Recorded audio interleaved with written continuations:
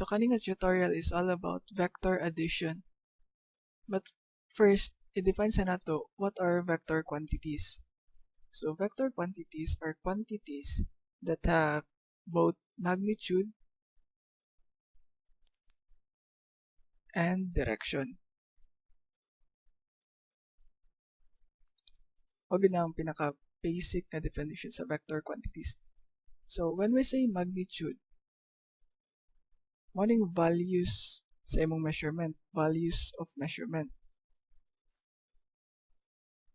or mga sukod, mga values sa imong isukod. While ang direction, mao ni sila ang katong upward or downward, left or right,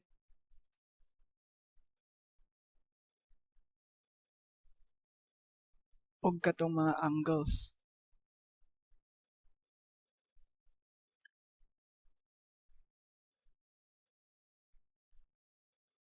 Ang libog ra diri sa direction is pag naanay angles. So for example, nakay x and y axis.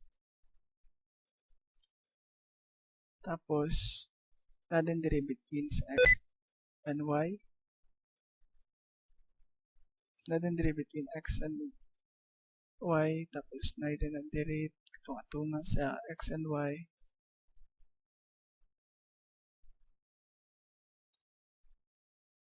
So basically, mao ni mong north, mao ni mong south, east, west. Tapos if imong angle is from positive x-axis to the positive y-axis, so ibali inani from positive x-axis padulong sa positive y-axis, nga travel siya from east to north. So ang tawag ani is north of east. Kay kasagara i-given sa inyo nga angle is 30 degrees north of east or 45 degrees north of east, and so on. So if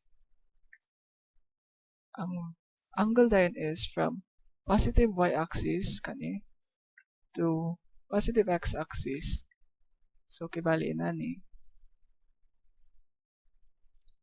ang name sa direction is east of north. Tapos similar ani from positive y-axis to negative x-axis, ang name sa direction is west of north, and so on. Kanidayan is north of west. So kibali kung asa padulong ang angle or ang direction sa angle is mao ang mauna. So parehas ani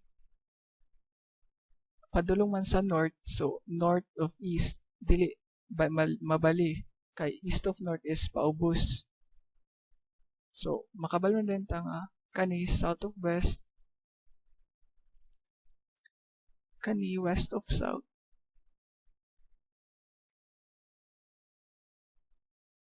kani east of south, ubos kani south of east. So for example, giataan kag magnitude na 15 meters. 15 meters directed towards 45 degrees south of west. So imong drawing ani is inani. So this is 15 meters. Tapos imong angle is from south of west. So, padulong sa south. Paubos. So, this is the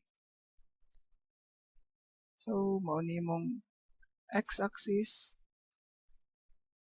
mauning x-axis, mauning y-axis. So, kibali, below sa negative y-axis imo angle. This is 45 degrees south of west. So, mao ng direction and magnitude. So, imong magnitude ani nga given is the 15 meters. Because 45 degrees south of west is your angle. Tapos, pag magsulat tag vector quantities,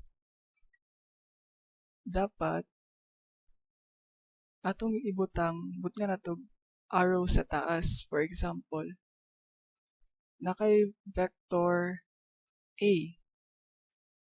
So, para ma-identify yun na vector quantity siya, nga dapat og arrow sa taas. Or vector B. Naginay arrow sa taas. So, unsa mga example or common example sa vector quantities? Vector quantities na diri ang acceleration. So, dapat may arrow sa taas. Velocity.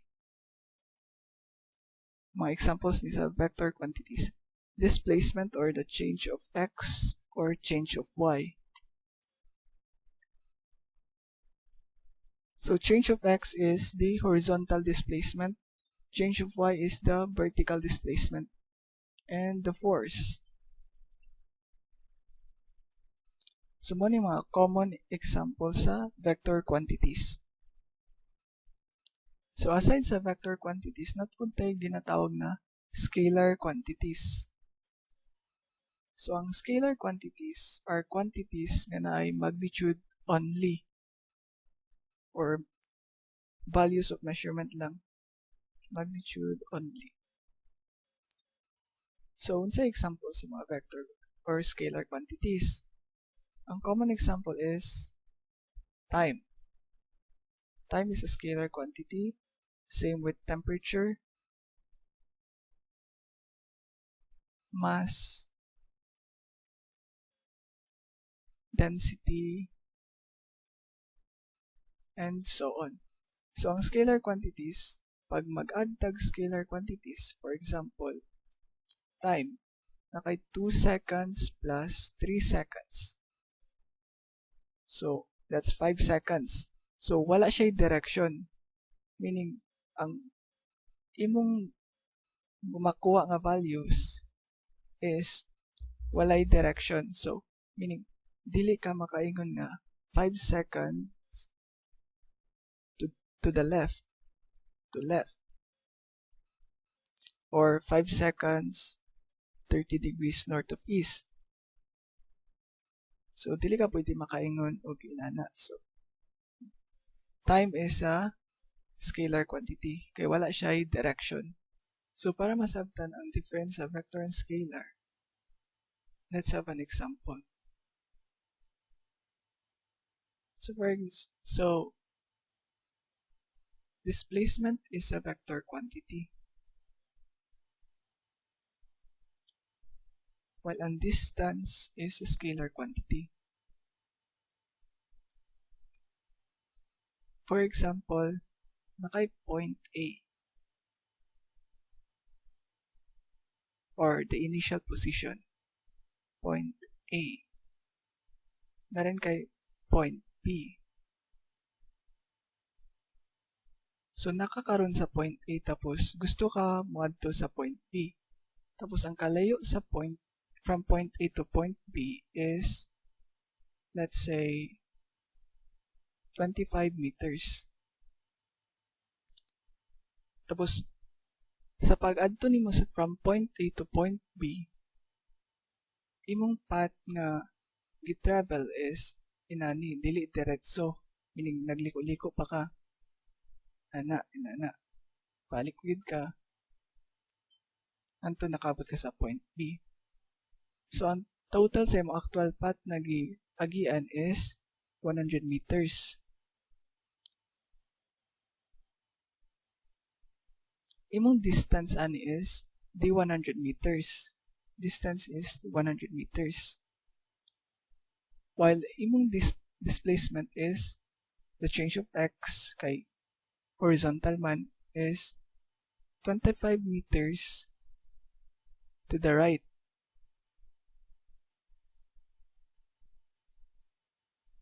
So ang displacement is wala siya labot kung unsa ang imong path nagyagyan, kung nagliko-liko pa ka or kung asa ka padulong.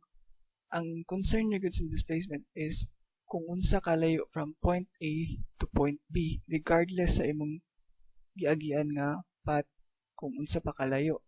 While ang distance is imong actual path na giagian. So that's 100 meters lugar. Tapos, to the right ang direction sa imong displacement is because nakak sa point A padulong sa point B. But if naka sa point B una, tapos moadto ka sa point A, imong displacement is to the left na dayon. So, mo nang difference sa distance of displacement. And now, let's proceed sa main topic, which is the vector addition. So, for example, na kay vector A.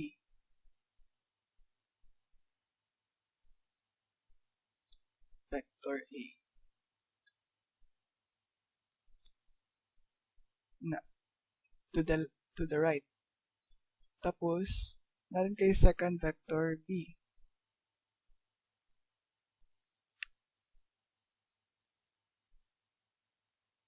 To the right yapon. So what is vector A plus vector B? So to add vectors, pag parallel sila, meaning sa parallel is same direction, balag dili same ang magnitude basta kay same direction. Meaning pag i-add nimo sila diretso ra. So sa pag-add nimo ani pwede nimo i head to tail method or natay natawag na head to tail method or isumpay nimo ang duha ka vector. Yan na. Isumpay nimo ang duha ka vector. So nanadan kay resultant vector. So ang tawag sa total sa duha ka vector is the resultant vector. So imong resultant vector is kanina dayong total. This is the resultant vector. Balin sa ating B. Vector B plus vector A. This is head to tail method sa pag-add sa vector.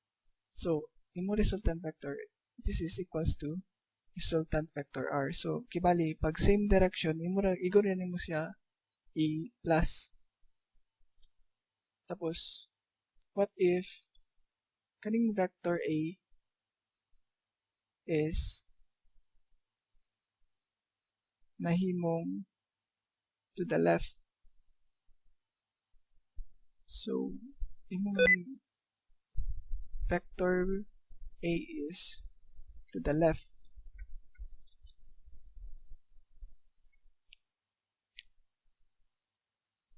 Ana, vector A. Tapos imong vector B is same lang, to the right.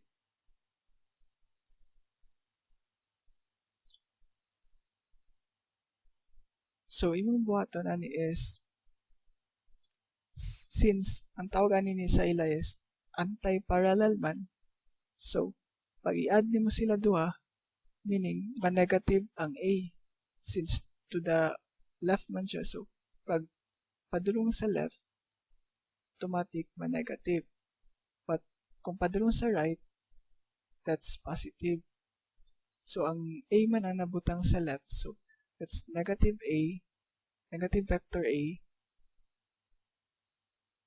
plus vector B. So, mada na imong resultant vector. If anti-parallel sila. Tapos, what if pag imong gi-add na vector is ang isa is upward or padulong sa north. So, imong vector A is upward. Tapos, imong vector B is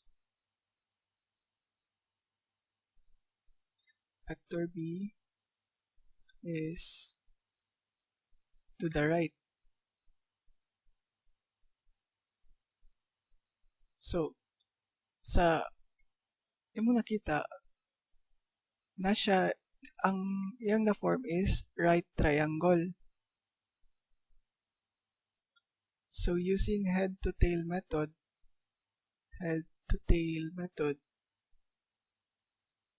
ini imong isumpay ang duha ka vector. So, nakay vector A, tapos vector B.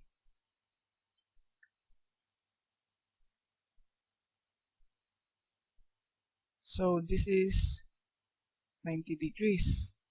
So, ang resultant vector nimo ani is kani siya, which just the hypotenuse.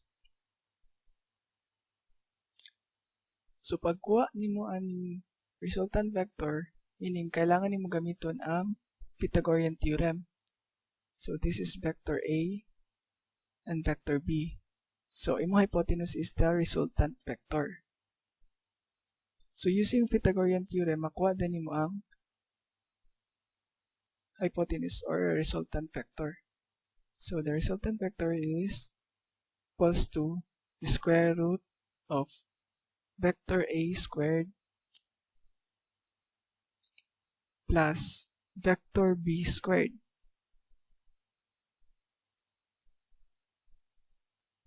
So, actually, dapat wala pa ni arrow, but since kuha na itong direction, so okay na lang yapon.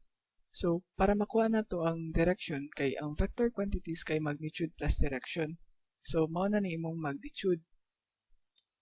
So, kailangan na lang mo ang direction sunod. So, nakay x and y. Pag kuhaon nimo, pag kani nga angle imong kuhaon, kani. So, imong opposite is kaning vector B. Tapos, imong adjacent side is vector A. So, using tangent or TOA, so tan theta is equals to opposite over adjacent. So, mao nimong gamiton para makuha nimong angle. So, theta is equals to inverse sa tan or arctan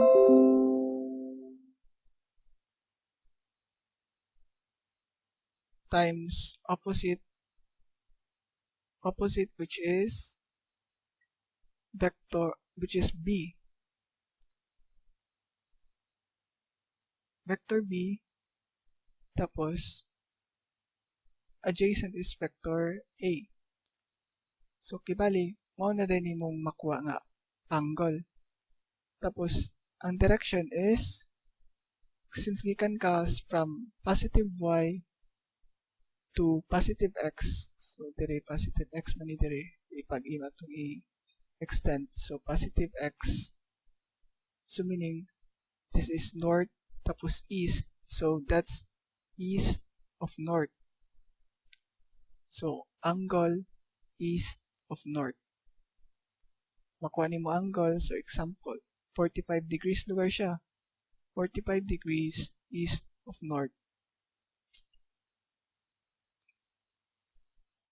So, sayon na kayo pag imong duha ka vector is from nasa x-axis or y-axis, kung nasa x-axis, But sa exam, dili gyud inani ang mugawas. Sa exam, lagi dayon 30 degrees lugar ang vector A. Tapos, ang vector B is downward din siya. Na din siya angle na 20 degrees. So, inana ang mugawas sa exam. So, para isolve na nato, natay ginatawag na components of a vector. So, ang components of a vector is basically the x and y components nila. Yung components of a vector quantity.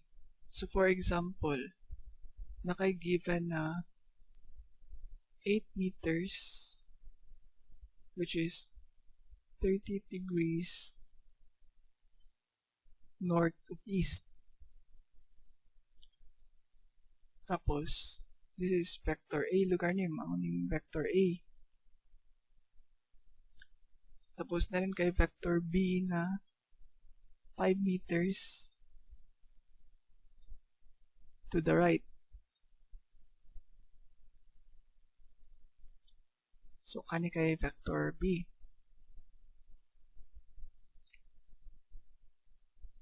So, tapos, pangutano rin ka, i-ask din ka nga, what is the resultant vector? So, ang resultant vector is vector A plus B, vector B. So, pag imo ra ning i-add sila, dili ka makakuha sa exact na answer. Kay, ang isa na angle, which is, dili gud ka guarantee nga, nara siya sa x-axis. So, para i-add din mo siya, kailangan ka magamit og x and y components sa vector. So, using head-to-tail method, so, nakay vector A, which is 8 meters. Tapos, kaning angle is 30 degrees north of east.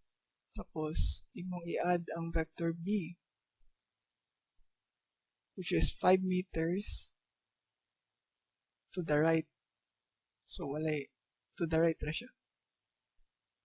Wala siya angle. 5 meters. So, ang resultant vector ani is kani siya. Kani. This is the resultant vector. So, mauni mong R. So, dili ka makabasta-basta gamit og Pythagorean theorem since ang kaning angle dili 90 degrees. So, imong goal ani is pangitaon ang x component nila duha para i-add lugar nimo so maka-form kag inani.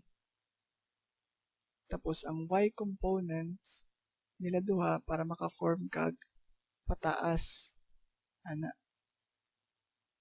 or kasi lang nabali ana x component tapos kanimo ni y component para maka-form ka og right triangle. Tapos ang resultant vector is the hypotenuse. So para makuha ni mga components vector,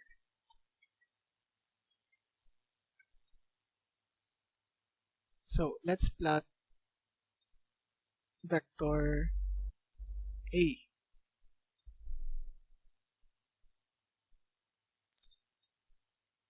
Ang vector A kay naay x and y components. So, kaning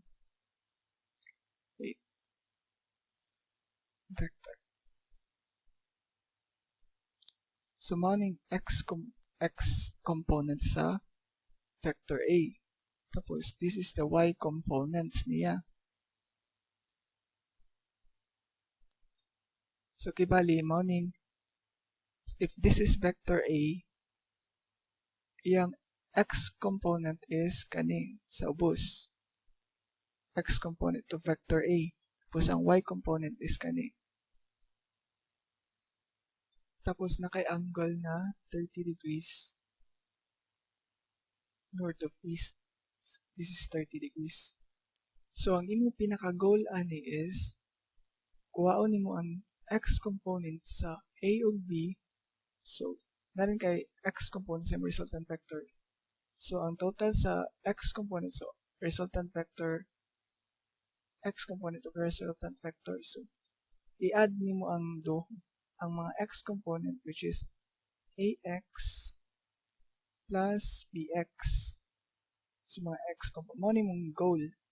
Tapos makuha din nimo ang y component sa resultant vector. So that's ay plus by.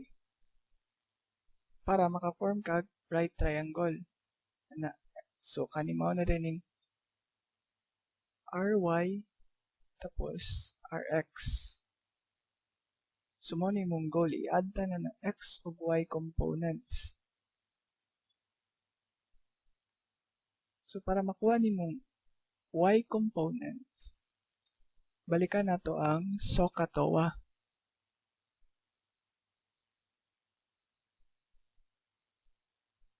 Actually, wala labot ang tan. So, sine o cosine lang.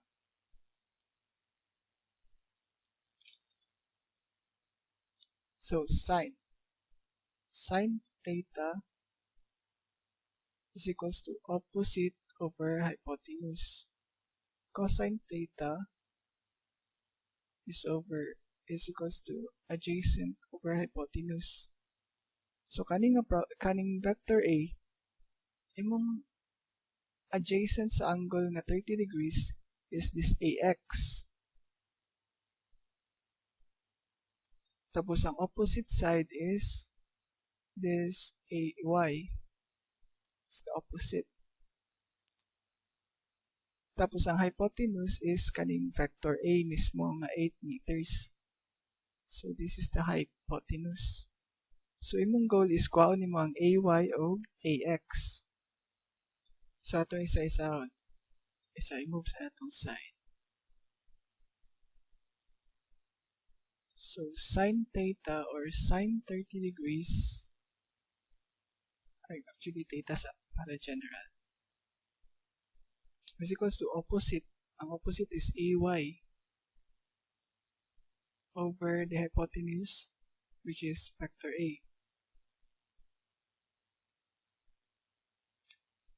So, ang formula sa sine, or ang formula sa y component is AY is equals to kani times dito sa pikas. So, vector A times sine theta. Tapos sa cosine, so cosine theta is equals to adjacent, which is AX over the hypotenuse, which is vector A. So AX is equals to vector A times cosine theta. So kibali, to get the x and y components, you need to use this formula. So, ang A sine theta o A cosine theta. So, morning formula to find the x and y component. So kaning problem is, this is 8 meters man daw. So, 8 meters. 30 degrees ang angle. So, nanay 8 meters, which is kani vector A, tapos ang theta kani, which is 30 degrees. So, makuha na din mo diretso ang AY or Y component, which is 8 meters times sine 30 degrees. So AY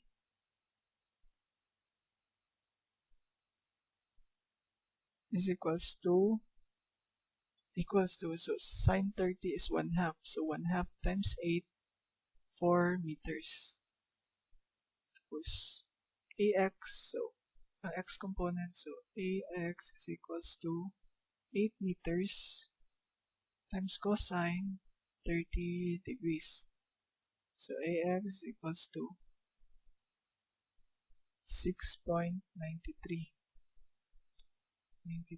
meters. So kanino X and Y component sa vector A. So let's proceed sa vector B, which is kaning 5 meters kanin. So ang vector B is pabusan nato.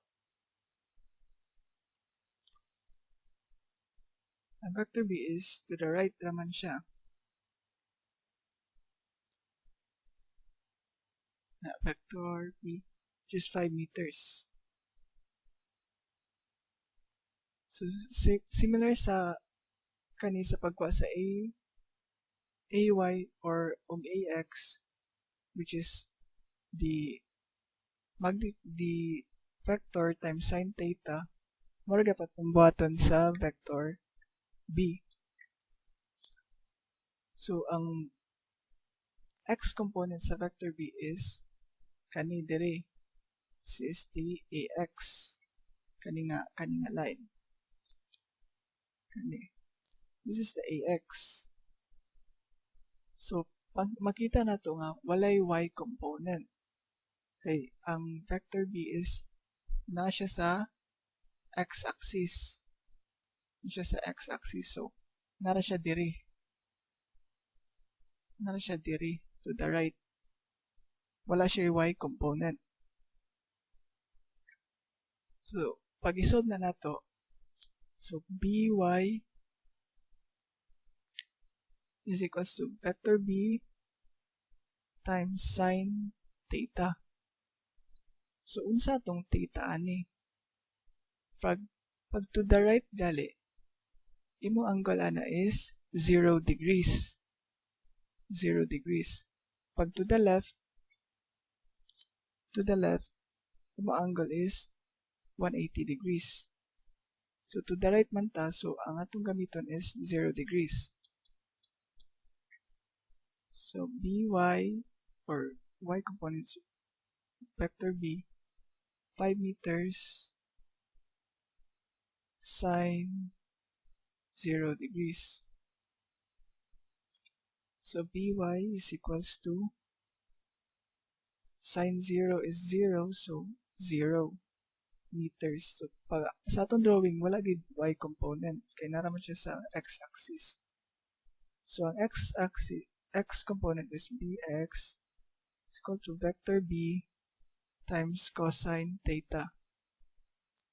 So, 5 meters ang vector b times cosine 0 is equals to, cosine 0 is 1. So, 1 times 5 is 5 meters. Pagapon. So, ang next na to button, lang, i-rewrite sa tatangon sa nato. So, sa vector A, muna yung components. Tapos sa vector B, muna yung component.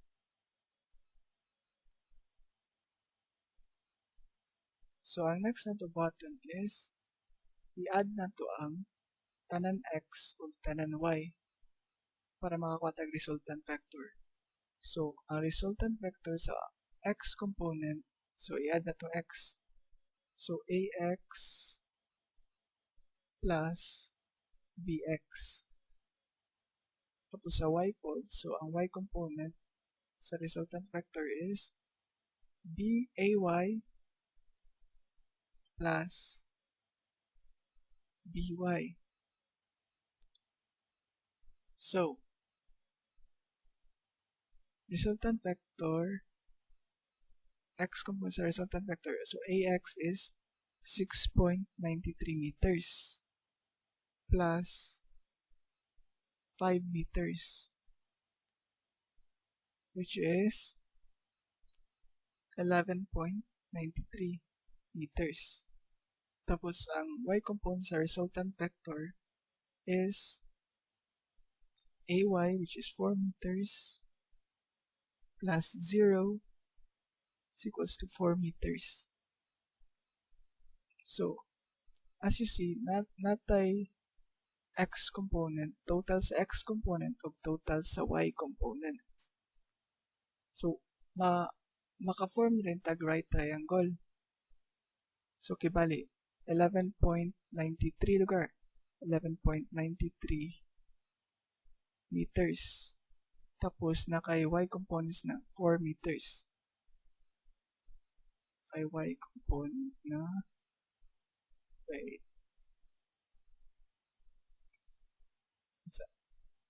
dito na lang, 4 meters. So, mauni mong maka-form ka og right triangle.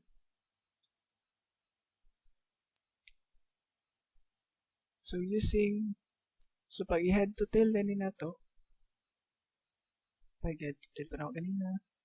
So, pag i-head to tail na to,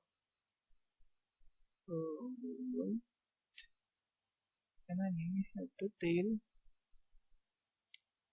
ang resultant vector is kaning siya.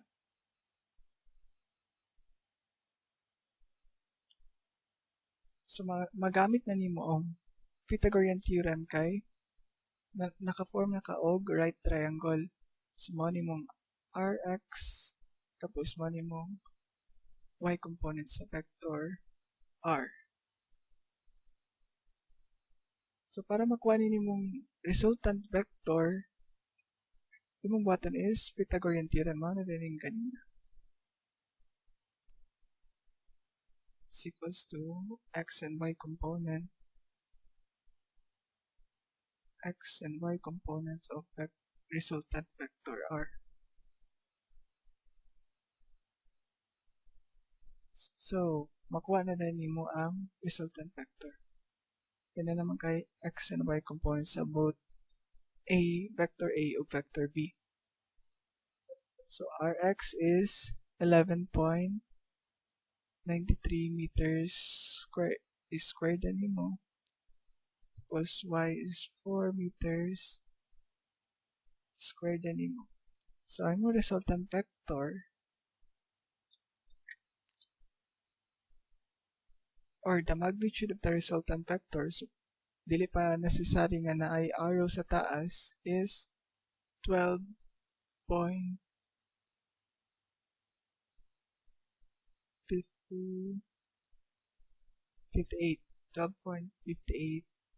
meters. So, maring magnitude sa imong resultant vector. But, as we define a vector quantity, kailangan direction. So, to find the direction, let's say, kani imong gusto kuhaon from positive y-axis to positive x-axis. So, east man ni din positive x-axis, tapos north ang y-axis. So, this is east, north na yun yung imong angle. So, using tangent, which is, tan theta is opposite Rx over adjacent Ry. So, makuha na din mo angle nga theta. Theta is the inverse sa tan. So, arc tan. So, imong Rx is 11.93 over Ry 4 meters.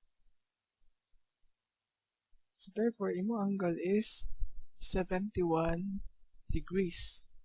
So, ang kaning arc tan is equal sa siya sa katong tan negative 1. So, parehas na sila sa arc tan. Lain lang ang pagkasulat. So therefore, ang imong resultant vector or final answer is 12.58 meters directed towards the 71 degrees east of north. So, mao na nimo final answer or the resultant vector. So, therefore, sa katong taas, so kaning sa taas, kaning nga part, kaning nga drawing, kaning vector R nimo is 12.58 tapos 12.58 meters tapos nasa 71 degrees east of north. So, mo to yung final answer using component method. So, sa next video, mag-focus na sa cross product of the dot product. So, thank you guys.